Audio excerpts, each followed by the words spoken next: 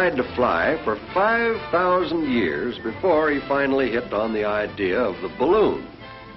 And it took him only a short time after that to discover that ballooning presents 4 primary problems. First, the problem of keeping the balloon itself in the air, which involves the question of fabric and something lighter than air with which to fill it.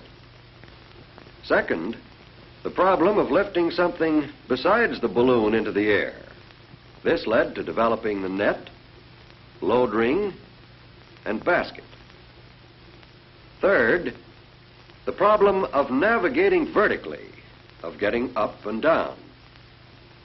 This has been done by using a valve, appendix, and ballast. And fourth, the problem of landing and emptying the balloon. Rip panel, drag rope, and in bygone days, anchor. Now, in taking up those problems, let's consider how they relate to present-day ballooning. Here is a modern Navy balloon being prepared for inflation. Hydrogen gas is most often used in balloons because it is released after each flight. Helium is generally reserved for airships where it can be used over and over again. However, in the early days, the world's first balloon, the hot air mother. Amazing invention of 2 Frenchmen, the great Montgolfier brothers. The world's first passenger flight from Paris, France, November 11th, 1783. Hey, something's wrong, look out! More hot air. Thought they'd forgot about that. Sensational, sensational. Or is it? Professor Charles, famous French scientist, would attempt an ascension using a newly discovered gas called inflammable air. The world's first hydrogen balloon, 1783. And now the stupendous feat of combining the 2 types of balloon will be attempted. We invite your attention to Pilatre de Rossier of France. Strange name. And his 40-foot hydrogen balloon with a 10-foot hot air balloon beneath it. Too bad, I could have warned him. He rises quickly, however, to about 3,000 feet and... the world's first martyr to aircraft experiment. de Rossier, unfortunately, didn't know enough about hydrogen. Professor Charles could have shown him this. First, that pure hydrogen burns with an almost invisible flame. And second, when mixed with oxygen or air, hydrogen is highly explosive.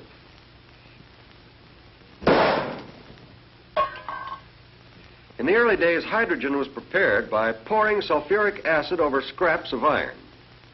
Here is a simplified modern method of doing the same thing. Caustic soda and water are used instead of sulfuric acid, and ferrosilicon, a kind of ore, is used instead of scrap iron. The bubbles, you see, are hydrogen. The Navy today uses methanol, another name for wood alcohol, and water instead of sulfuric acid, and copper zinc oxide instead of scrap iron. Now then, just exactly why does hydrogen lift a balloon? The answer is that it doesn't. Hydrogen is used merely to hold the sides of the balloon apart, using as little weight as possible. Here's the way it works. Consider an extended balloon with air inside and out. Naturally, it doesn't go up because the air inside is just as heavy as that outside. But as we take the air out of it, the lifting force of the air outside increases. Archimedes put it this way. The loss in weight of a body immersed in a fluid is equal to the weight of the fluid displaced. So the total lifting force on our balloon is exactly equal to the weight of the air displaced. No more, no less. Obviously, if we left it a vacuum, we'd get the most possible lift. But any container light enough to serve the purpose collapses from the outside pressure. It seems to be necessary to have more pressure on the inside than you have on the outside. That's why hydrogen fills the bill so well. You can release enough hydrogen into a balloon to overcome that outside pressure, keep the sides of the balloon apart, and still not add very much weight. Hydrogen is only about 1/14 as heavy as air. Now, if the balloon is tied off so the gas can't escape, it expands as it rises, simply because the air thins out as the altitude increases, thus lowering the outside pressure. Another factor is sunlight. Direct rays of the sun heat the gas and cause it to expand. A balloonist must be on the most intimate terms with both Charles' law and Boyle's law. Charles' law: the volume of a gas is directly proportional to its absolute temperature. Boyle's law: the pressure exerted by a gas is inversely proportional to its volume. If these laws are ignored, the balloon may explode. Warning: watch the pressure inside your balloon. And that goes for ordinary coal gas, too, just like out of the stove. First tested and proved by Charles Green, famous English scientist, in 1821. It's cheaper, it's handier, but heavier than hydrogen. First portable hydrogen plant, invented during the Civil War by Abraham Lincoln. Oh, pardon me, invented by Professor Lowe, L-O-W-E, Lowe, the first official aeronaut of the U.S. government. Note the small boxes, boys. Washing machines to get rid of the sulfuric acid. Here's World War I. No gas generator in sight. The hydrogen is forced under high pressure into cylinders, which can then be stored or carried almost anywhere. The same system is used today. Now we come to the second half of the first problem: the question of fabric to hold the gas. Curiously enough, the best balloon material is a kind of animal tissue. It's called gold beater skin, found in cattle just aft of the appendix. Gold beater skin is cemented to balloon cloth as a lining. It's very light, thin, tough, and almost completely impermeable to hydrogen.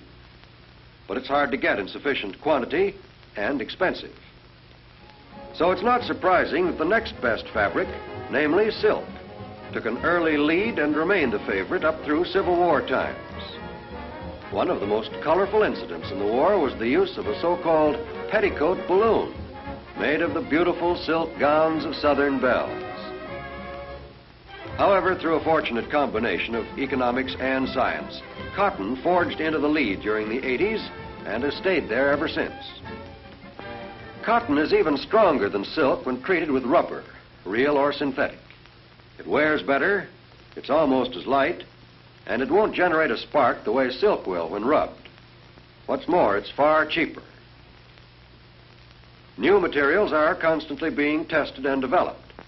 Cellophane, for example, holds gas very well, and it's light and flexible. However, it doesn't last, and it tears too easily. Maybe these difficulties will be overcome. In any case, it appears certain that synthetic materials will become increasingly important in the preparation of balloon fabrics. The second problem, that of lifting something besides the balloon itself into the air, involves the development of the net, the load ring, and the basket. The famous Charles balloon of 1783.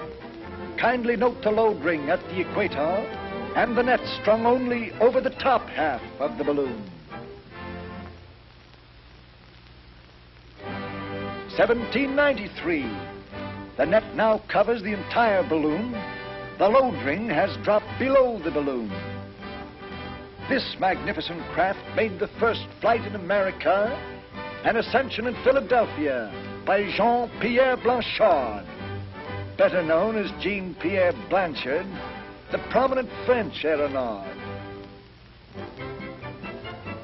1830, back to the half net, but the load ring remains below the balloon.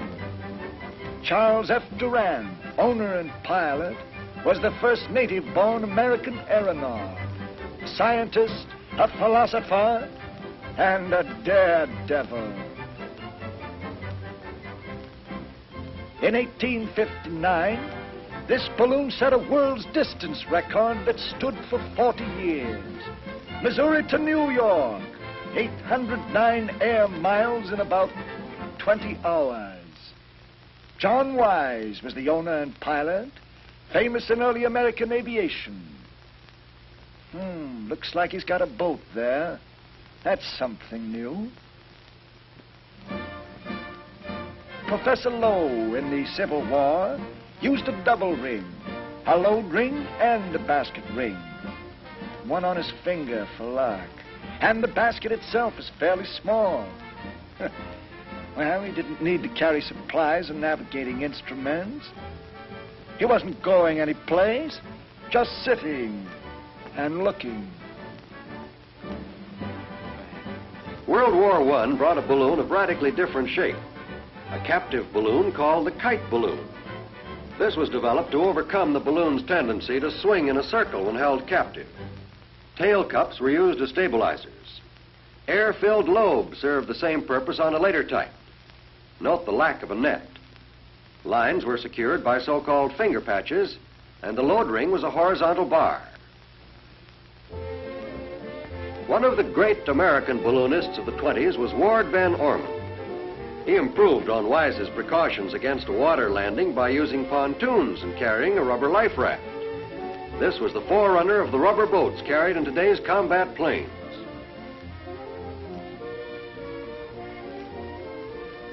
Why is a net better than finger patches? Well, stick around, my boys, and you'll see. John Wise went up one day. His balloon was hit by lightning, and the fabric parachuted into the net. To make sure it wasn't just luck, he went aloft and did it again. Worked exactly the same, and has ever since. The next problem, the third, deals with the navigation of the balloon vertically. This is taken care of by means of the valve, appendix, and ballast. That first hydrogen balloon way back in 1783 had all three of these elements. In the first place, an open appendix allowed gas to escape naturally as pressure increased. Then, when Professor Charles wanted to release more to descend, he opened a valve at the top and let more of it out. Of course, when the balloon came down, some air came in at the open appendix, and you couldn't call that good. But we'll consider that in a moment. Professor Charles learned about ballast the hard way. When he landed after his very first trip, he politely helped his passenger out. Silly boy. Moral: release ballast in small quantities. The balloon appendix started out as little more than a hole in the bottom of the balloon. But that was unhandy to deal with, and so gradually a tube was extended from the opening. Until in 1793, it was long enough to drape over the side of the basket. Possibly this was an effort to keep the gas from seeping down onto the head of the balloonist. But, of course, hydrogen drifts up, not down. So there was a gradual retreat until many experiments finally fixed the appendix at its present-day length. As we've already seen, a balloon that's descending always has a tendency to parachute. And if the appendix is open, air goes into it. But air mixing with hydrogen creates a highly explosive combination. So air is kept out nowadays by twisting the appendix closed during descent. And parachuting is prevented by securing the appendix to the load ring. From the very beginning, most balloon valves have worked in a trapdoor fashion. The valve is pulled down against a spring, which on release snaps the valve back into position. About 1880, the double trapdoor type came into use. It proved so efficient that it's still being used to this day. Various instruments have been devised to help in the navigation of balloons. For ordinary flights, an altimeter, rate of climb indicator, and a pocket compass are usually all the instruments that are needed, although an altigraph, or barograph, is also used if an accurate record of the flight is wanted. The earliest instrument used in a balloon was a plain mercury barometer. This was replaced by the aneroid barometer about 1880. It was handier. Calibrated in feet, it becomes an altimeter. The barograph, sometimes called altigraph, appeared about 1912. In any attempt at a record, an officially sealed barograph is always carried. The barometer didn't work quickly enough, so the statoscope was developed to show change of altitude and rate of change. These are indicated by the position of the bubble in the tube. The instrument on the left is American, and the one on the right British. A further development is the rate of climb indicator, or vertimeter. This device also stems from the First World War. Today, it is used either in the liquid type, as shown here, or a mechanical type. In addition to these instruments, balloonists have also usually carried a compass and watch or clock.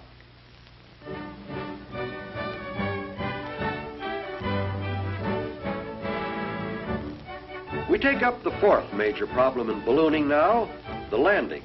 This involves the rip panel, drag rope, and anchor. The drag rope was invented in 1836 by Charles Green, the coal gas man, remember? Very useful in navigating at low altitudes and to prevent a rough landing. A sort of automatic ballast, you might say. Weight of the rope on the ground lightens the balloon. She rises and lifts more rope. Down she comes. Up, down. Up, down. Monotonous, isn't it? Look out for fences, houses, and high-tension wires. Bad medicine. In the old days, before the invention of four-wheel brakes and the rip panel, a balloonist had to throw out the anchor and pray. A landing was a cross between a commando fight and a rodeo. The balloonist didn't always win, poor fellow.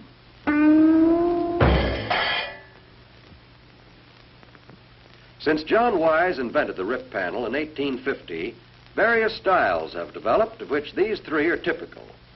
The peeling type, cemented in place. This can be difficult to pull if it's left in place too long. A variation, the V peeling type, sometimes used on stratosphere and racing balloons. And three, the cheese cutter type. The fabric is torn, either the envelope itself or a fabric strip.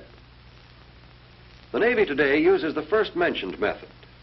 The panel is lightly cemented, not too long before use. This affords a gas-tight closure that can be handily ripped out and easily replaced. Now let's have a look at some of the uses of balloons. First, balloon racing. Probably the greatest single factor in creating public interest in lighter-than-air flight has been the balloon race, notably the big national and international events. Every year from 1906 to 1935, except during World War I, an international race was held for the James Gordon Bennett Trophy. American entrants were selected by a national race for the P.W. Litchfield Trophy, and the contests were open to all, Army, Navy, or civilian pilots. The first international race, starting from Paris in 1906, was won by an American pilot, F.P. Laum. He covered 402 miles to the northern part of York County, England. Probably the most spectacular of the big races was the 1910 event. Starting from St. Louis, Missouri, the winner, A.R. Hawley, representing the United States, sailed 1,171 miles to St. John's, Quebec. He was lost for almost 2 weeks in the Canadian wilderness. 2 years later, starting from Stuttgart, Germany, the French pilot A. Bien-Aimé won the race with a record-smashing 1,298-mile flight to Moscow. But balloon racing did more than prove the great distances that could be covered in sustained lighter-than-air flight. One of America's leading balloonists, Ralph Upson, in preparation for the 1922 national race, organized the first system of aviation radio weather reports, an invaluable contribution to the progress of aviation. The fact is that many of the men interested in balloon racing have proved to be leaders in aeronautical development. Ward Van Orman is one of the outstanding figures. 3 times an international race winner, Van Orman has pioneered in several important ballooning improvements. It was Commander Rosendahl when this was taken at a national balloon race in 1927. Today, Admiral Rosendahl, as Chief of the Navy Airship Training and Experimental Command, directs the entire field of military lighter-than-air development for the United States. The winner of the national race from Pittsburgh in 1929 was Lieutenant Settle, an ardent balloon race pilot and a scientist as well. But the name Settle became much better known for a considerably different aspect of ballooning, the stratosphere flight. In 1933, Settle went aloft almost 12 miles. Yet, sensational as that record was, it stood only 2 years. The reason was that stratosphere flights during the 1930s became almost an international passion. In 1934, 3 Army men, Stevens, Kepner, and Anderson, tried unsuccessfully for a record. And then, a year later, 2 of them, Anderson and Stevens, brilliantly succeeded with an ascension of almost 14 miles. What did they hope to find? Why did they go up? Well, the main purpose was to study cosmic rays, mysterious shafts of energy that constantly rain down on the Earth. Also to collect samples of air, dust, bacteria, and make other scientific studies. Their findings were valuable and could have been obtained in no other way. Such flights date back to 1862, when 2 English scientists, Coxwell and Glazier, ascended 37,000 feet. The outstanding modern flights have been those of Mr. and Mrs. Piccard, 1934, 57,579 feet. Settle and Fordney, 1933, 61,237 feet. And Stevens and Anderson, 1935, 72,395 feet. This is the greatest altitude ever reached by man. But balloons carrying only equipment have reached even higher. Radio-sonde balloons, equipped to send constant reports back to Earth by radio, have climbed as high as 86,000 feet. And at this point should be mentioned the fact that aerologists constantly use small balloons to determine wind direction and velocity. Here's the operation of sounding, as it's called, being performed aboard a carrier, which serves to remind us of still another use of balloons. Balloons in war. The first war balloon was used by the French at the Battle of Fleurus in 1794. The Austrians might have shot it down, but didn't, figuring the balloonists were taking enough risk, just going up in such a fool contraption. The Civil War balloon telegraph. For this, they used to shout, wig-wag, or throw rocks at each other, to which messages were sometimes tied. This was the first step on the road to radio. Recognize this? It's the grandpa of all aircraft carriers, the first one in history, the G.W. Parke Custis, used by the Federal troops on the old Potomac. It had no motors, was pulled by a tug. Sometimes the boys had to help out by rowing. You may not believe this. During the siege of Paris, the French not only established the first airmail service, but even published a newspaper that was sent by balloon post to the provinces. Over 3 million letters were carried airmail.